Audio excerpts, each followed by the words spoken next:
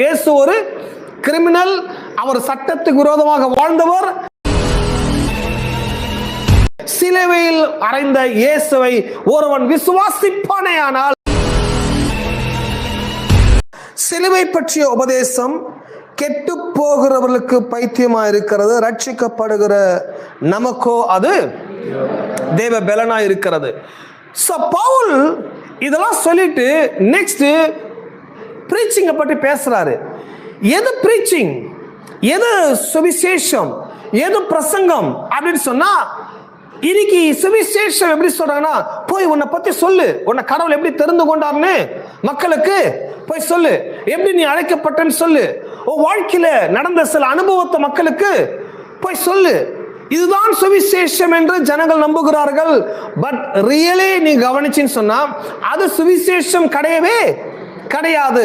நான் எப்படி தெரிந்து கொள்ளப்பட்டேன், நான் எப்படி ரட்சிக்கப்பட்டேன், என் வாழ்க்கையில கடவுள் எப்படி அற்புதங்களை பண்ணினாரு, எப்படி என்னை தெரிந்து கொண்டார், எப்படி அழைத்தாரு, இதெல்லாம் நான் கதையா கட்டுக்கட்டா எடுத்து ரீல் சுத்துவதுல இது கிடையாது சுவிசேஷம். ஒருவேளை உண்மையா கூட நடந்திருக்கலாம், பட் அது கிடையாது. ஹலோ, சுவிசேஷம் அது கிடையாது. பட் சுவிசேஷம்னா என்ன? சிலுவை பற்றிய உபதேசம். சிலுவை பற்றிய உபதேசம், அபவுட் கிராஸ், சிலுவை, சிலுவை பற்றிய உபதேசம். பிரசங்கத்தில் என்ன, எதை பிரசங்கிக்கிறோம்? சிலுவை. சிலுவை. ஏன் சிலுவை பற்றி போதிக்கப்பட வேண்டியதாக இருக்கிறது? யூதனா இருக்கட்டும், கிரேக்கனா இருக்கட்டும், அந்நியனா இருக்கட்டும், மற்ற எந்த மனிதனா இருக்கட்டும், முழு மனு உலகத்துக்கு சால்வேஷன் எப்படி வரும்ன்றது கடவுள் ஒரு டிசைன் பண்ணி வச்சிட்டாரு. யார் இருந்தாலும், அவன் கிரேக்கனா இருந்தாலும், யூதனா இருந்தாலும், புறஜாதியானா இருந்தாலும், சிலுவையில் அறைந்த இயேசுவை ஒருவன் விசுவாசிப்பானேயானால் அந்த விசுவாசம் அந்த மனிதனுக்கு என்ன ஏற்படுத்துகிறது? ரட்சிப்பு ஏற்படுத்துகிறது. ஹலோ, ஆகவே பவுல் சொன்னாரு, சிலுவை பற்றிய உபதேசம் கெட்டு போகிறவர்களுக்கு பைத்தியமாக இருக்குது, ரட்சிக்கப்படுகிற நமக்கு அது தேவ பலனா இருக்குது. சோ பவுல் எதை பிரசங்கிக்க அவர் தன்னை டெடிகேட் பண்றான்னு சொன்னா சிலுவை. சிலுவை, சிலுவை பற்றி பிரசங்கிப்பதில் இன்னைக்கு கொஞ்சம் ஸ்டைலா இருக்கலாம், இன்னைக்கு கொஞ்சம் நல்லா இருக்கலாம். சிலுவையை மாற்றுறதுல, சிலுவை இங்க தொங்க விடுவதில், ஒரு பெரிய சிலுவையை நம்ம இங்க கழுத்துல போட்டு வருவதில், ஸோ கோல்டு சிலுவை, பித்தளையில் இது மாதிரிலாம் போடுறாங்க. பார்க்க லுக்கா இருக்கலாம், ஸ்டைலா இருக்கலாம். பட் சிலுவைன்றது என்ன அப்படி சொன்னா, சிலுவை என்பது அது ஒரு அவமான சின்னமாக கிரேக்க காலங்களிலே, ஆன்சியன் பீரியட்ல, பெலிஸ்தீன காலத்தை பார்க்கப்பட்ட ஒன்று. சிலுவைன்னு சொன்னா ரொம்ப அவமான சின்னம், ரொம்ப மோசமான ஒரு சின்னம். சிலுவையெல்லாம் மேன்மையா பேசினா முதல்ல பேசுறால செருப்புகள்ட்ட அடிப்பாங்க. ஏன்னா சிலுவை யாரு? குற்றவாளிகளை தூக்கி சாவடிக்கிற இதுதான் சின்னம். தேச துரோகம் பண்ணினவர்களை, அரசனுக்கு விரோதமாக எழுப்பினவர்களை, துர்ச்செய்தி பரப்பினவர்களை, அப்படிப்பட்ட ஆளை கொண்டு போய் என்ன பண்ணுவாங்க? சிலுவையில போய் தொங்க விட்டு சாவடிப்பாங்க. சிலுவையில சாகிற ஆளை கூட சபிக்கப்பட்டவனா பார்ப்பாங்க. ஏன்னா அவன் சாவு பூமியிலே நடக்கல, வானத்தில் நடக்கல, பூமிக்கு வானத்துக்கு நடுவுல நடக்கிற ஒன்று. சோ கிராஸ் ரொம்ப அவமான சின்னமாக எண்ணப்பட்டது, அவமான சின்னமாக பார்க்கப்பட்டது. அதை பேசுறதே தப்பு நினைப்பாங்க. சிலுவைனா வாய கழுவுன்னுவாங்க. சிலுவையில என்ன பண்ணாத, பேசாத, ரொம்ப மோசமான சின்னம்.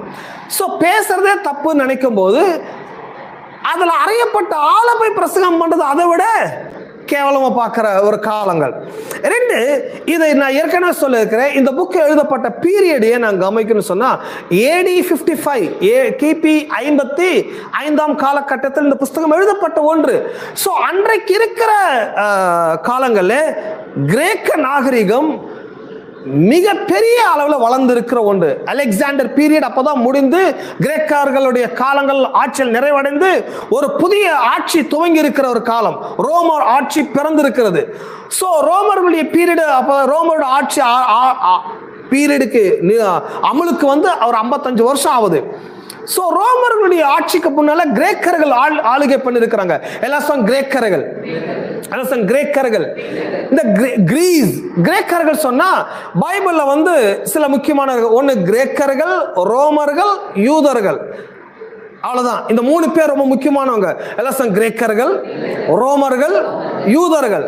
இந்த 3 பேருமே 3 கைண்ட் ஆஃப் பீப்புள்.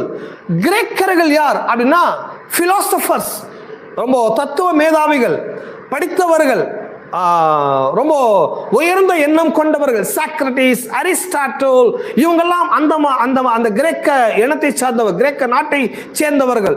இவங்களுக்குன்னு பெரிய பேரு புகழ், பிளேட்டோலாம் சொல்றோம் அல்லவா, இவங்களாம் பிலாசபர்ஸ், தத்துவ மேதாவிகள். தத்துவ மேதாவிகள்னா எப்படின்னா அவங்களாம் எப்பவுமே 1-2 லைன் பேசுவாங்க, அதுல என்ன பண்ணும் எல்லா வேலையை முடிச்சுட்டு போயிடுவாங்க. அவங்களாம் PhD பட்டம் வாங்கினவர்கள். இந்த கிரேக்கர்கள்லாம் யார் ஒருவன முட்டாளா இருக்கவே மாட்டா, அவ்வளோ பிரில்லியன்ட் பீப்புள் கிரேக்கர்கள். யூதர்கள் அப்படின்னு சொன்னா இவங்க படிப்புக்கு கொஞ்சம் தூரமானவங்க, பட் மதத்துக்கு ரொம்ப நெருங்கினவர்கள். இவங்க எல்லாம் மதவாதிகள், ரிலிஜியன் பீப்புள் யூதர்கள். ரோமர்கள் யார் சொன்னா இவங்க எல்லாமே பொலிட்டிக்கல் பீப்புள், இவங்களாம் அரசியல்வாதிகள். எப்படி அரசாட்சியை நிரூபிப்பது, எப்படி அரசியல் அமைப்பை கொண்டு வருவது, எப்படி நாட்டெல்லாம் நம்ம கண்ட்ரோல் பண்ணுவது.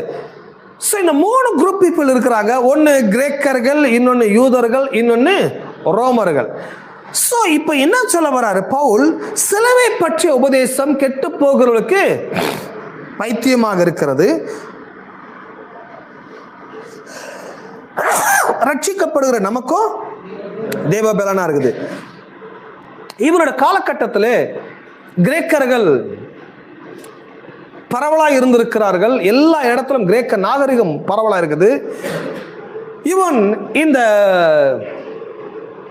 சிலுவை பற்றிய உபதேசத்தை போய் யாருக்கு சொல்றான்னா மக்களுக்கு சொல்லும்போது, அந்த கொரிந்துன்றது ஒரு லார்ஜஸ்ட் சிட்டி, அது ஒரு பெரிய ஒரு வணிகம் நிரம்பி இருக்கிற ஒரு வணிக வியாபாரம் நடக்கிற ஒரு பகுதி. அந்த இடத்துல கிரேக்கனும் வருவான், யூதனும் வருவான், எல்லாருமே உள்ள வருவாங்க. பட் என்ன ப்ராப்ளம் சொன்னா, ஒரு கிரேக்கன் கிட்ட போய் நீங்க எதை சொன்னாலும் கேட்டுப்பான். ஆனால் எல்லாம் சொல்லலாம் கேட்க ஆள் கிடையாது, அவன் எல்லாமே அனலைஸ் பண்ணி பார்க்குற ஆள். பட் எதை ரொம்ப வெறுப்பான்னு சொன்னால், கடவுளை ரொம்ப வெறுக்கிறவர்கள், கடவுளை அவங்க நம்பாதவர்கள். கடவுளை நம்பாத ஒரு ஆளுகிட்ட போயிட்டு இந்த சிலுவையில் அறையப்பட்ட இயேசுவால தான் உனக்கு ரட்சிப்பு வந்தது அப்படின்னு சொன்னால் சுத்தமாக ஏற்றுக்க மாட்டான். ஏன்னா அவனுக்கு தெரியும் ரோமர்கள் சிலுவையில் யார் அறைவாங்கன்னு சொன்னால் குற்றம் செய்தவர்களை தான் என்ன பண்ணுவாங்க, சிலுவையில் போய் அறைவாங்க. சிலுவையில் அறையும் போது நிறைய என்கொயரி பண்ணி தான் அறைவார்கள்.